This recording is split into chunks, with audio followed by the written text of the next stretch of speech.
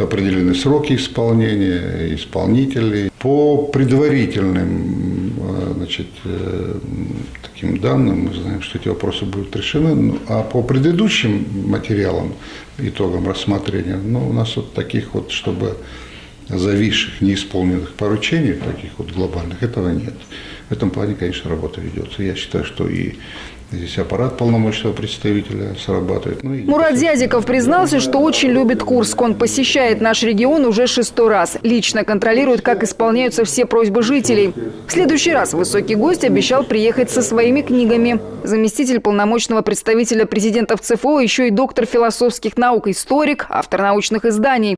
В своих работах он исследует значение русского языка в современном мире и считает, что каждый россиянин должен писать и говорить без ошибок. Чем грамотнее будет народ, тем меньше будет беготни по инстанциям в поисках правильных решений, уверен Зязиков. Екатерина